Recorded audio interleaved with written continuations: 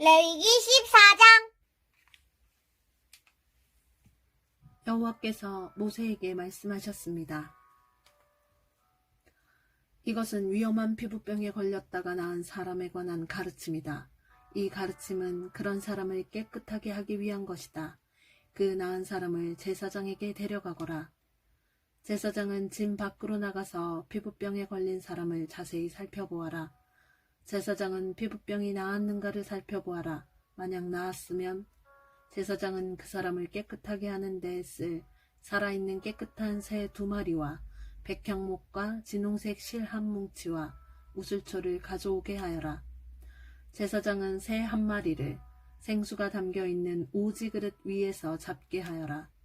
그런 다음에 제사장은 아직 살아있는 남은 새와 백향목과 진홍색 실과 우슬초를 가져다가 그것들을 방금 잡은 새의 피에 담가라. 제사장은 그 피를 피부병에 걸렸던 사람에게 7번 뿌려라. 그리고 그 사람을 깨끗하다고 선언하여라. 그런 다음에 제사장은 들판으로 나가서 살아있는 새를 날려보내라.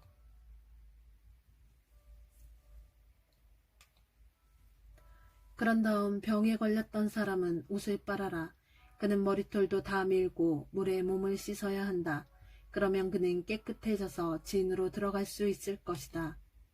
그러나 진으로 들어간 뒤에도 그는 7일 동안 자기 장막 밖에 머물러 있어야 한다. 7일째 되는 날 그는 머리털을 다 밀어야 한다. 머리털뿐 아니라 턱수염과 눈썹까지 밀어라. 자기 옷을 빨고 물에 몸을 씻어라. 그러면 그는 깨끗해질 것이다. 8일째 되는 날 피부병에 걸렸던 사람은 흠없는 순양 2마리와 흠없는 1년 된 암양 1마리를 가져오너라. 그는 또 곡식 제물에 쓸 기름을 섞은 고운 가루 10분의 3 에바와 기름 한 녹을 가져오너라. 제사장은 그 사람을 깨끗하다고 선언하여라. 그런 다음에 그 사람과 그의 제물을 여호와 앞 곧 회막 입구로 데려가거라. 제사장은 순양 1마리를 가져다가 그것을 기름과 함께 속죄 제물로 바쳐라. 제사장은 여호와 앞에서 그것을 제물로 드려라.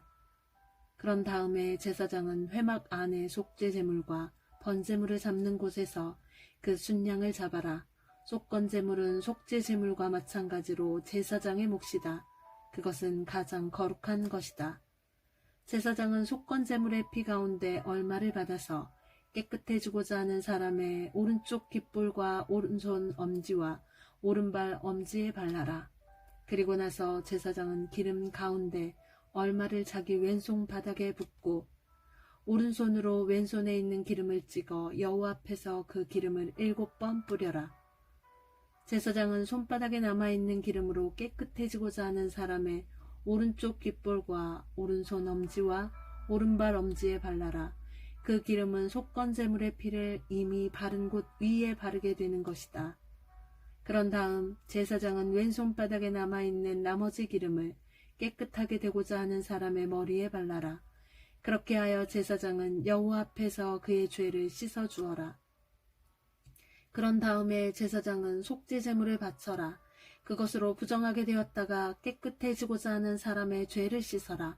그리고 나서 제사장은 번제물로 바칠 짐승을 잡아서 제단 위에서 번제물과 곡식 제물을 바쳐라. 그렇게 하여 그 사람의 죄를 씻어주면 그 사람은 깨끗해질 것이다. 그러나 병에 걸렸던 사람이 가난해서 그런 제물을 바칠 형편이 되지 못하면 속건 제물로 순양 1마리를 가져오너라.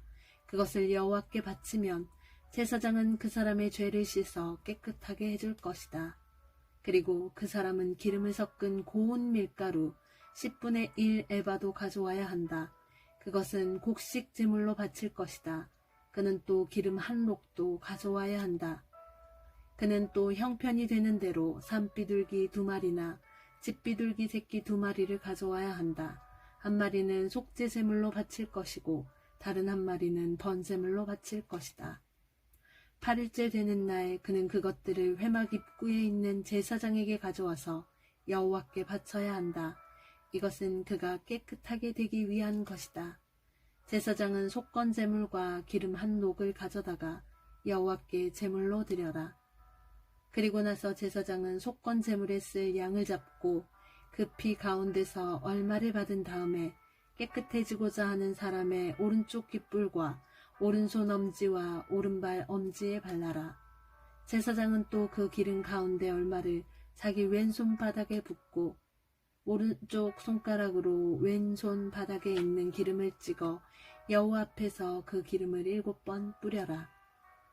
그리고는 손바닥에 남아있는 기름으로 깨끗해지고자 하는 사람의 오른쪽 귓불과 오른손 엄지와 오른발 엄지에 발라라.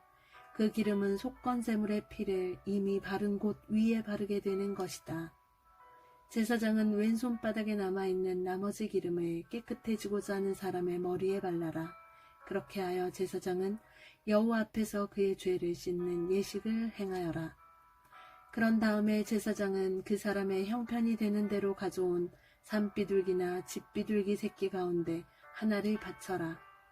한 마리는 속죄제물로 바치고 다른 한 마리는 곡식제물과 함께 번제물로 바쳐라. 그렇게 하여 제사장은 깨끗해지고자 하는 사람의 죄를 씻는 예식을 행하여라. 그러면 그 사람은 깨끗해질 것이다. 이것은 위험한 피부병에 걸린 사람 가운데서 형편이 넉넉하지 못하여 제물을 제대로 바칠 수 없는 사람을 깨끗하게 하는 일에 관한 가르침이다. 여호와께서 모세와 아론에게 말씀하셨습니다. 나는 가나안 땅을 너희에게 소유물로 줄 것이다. 너희가 소유하는 그 땅에 들어갔을 때 누구의 집에서든 곰팡이가 생기면 그 집주인은 제사장에게 가서 내 집에 곰팡이 같은 것이 생겼습니다 라고 말하여라. 그러면 제사장은 사람들에게 그 집을 비우라고 명령하여라. 사람들은 제사장이 그 집에 들어가 곰팡이를 자세히 살펴보기 전까지 그 집을 비워라. 그렇게 하지 않으면 그 집 안에 있는 모든 것이 부정하다는 말을 듣게 될 것이다. 사람들이 집을 비우고 나면 제사장은 그 집에 들어가 자세히 살펴보아라.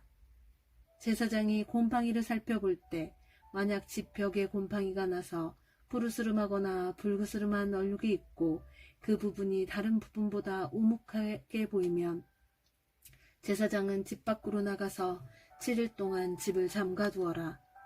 7일째 되는 날 제사장은 다시 돌아와서 그 집을 조사하여라. 만약 곰팡이가 집 벽에 퍼졌으면 제사장은 사람들에게 명령하여 곰팡이가 난 돌을 빼내게 하여라. 빼낸 돌은 성 밖에 부정한 곳에 버려라. 그런 다음에 집안 전체를 닦아내게 하여라. 집안을 닦을 때 벽에서 떼어낸 흙은 성 밖에 부정한 곳에 버려라. 그리고 집주인은 벽에 새 돌을 채워 넣고 벽을 새 흙으로 발라라. 돌을 빼내고 새 돌을 채워 넣고 흙을 바른 뒤에도 집안에 곰팡이가 다시 생기면 제사장은 다시 돌아와서 그 집을 자세히 조사하여라. 만약 집에 곰팡이가 퍼졌으면 그것은 집에 퍼지는 위험한 곰팡이이다. 그 집은 부정하다. 그러므로 집주인은 집을 헐어버리고 모든 돌과 흙과 나무를 성 밖에 부정한 곳에 내다 버려라. 누구든지 그 집을 잠가두었던 기간에 들어간 사람은 저녁 때까지 부정할 것이다.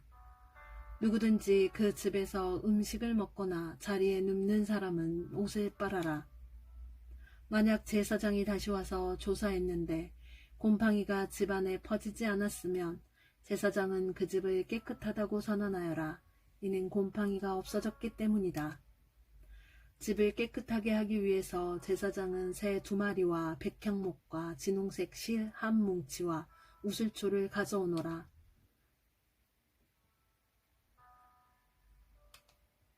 그리고 새 1마리를 생수가 담겨있는 오지 그릇 위에서 잡게 하여라. 그런 다음에 제사장은 아직 살아있는 남은 새와 백향목과 진홍색 실과 우슬초를 가져다가 그것들을 방금 잡은 새의 피와 생수에 찍어라. 제사장은 그 피를 그 집에 7번 뿌려라. 이처럼 제사장은 새의 피와 생수와 살아있는 새와 백향목과 우슬초와 진홍색 실 뭉치를 가지고 그 집을 깨끗하게 하여라. 그리고 살아있는 새를 성에서 들판으로 날려보내라. 이렇게 그 집의 죄를 씻는 예식을 행하면 그 집은 깨끗해질 것이다. 이것은 모든 피부병 곧 옴과 옷과 집에 생기는 곰팡이와 부스럼과 뾰루지와 얼룩이 언제 깨끗하고 언제 부정한가에 관한 규례이다. 이것은 온갖 피부병에 관한 가르침이다. 아멘.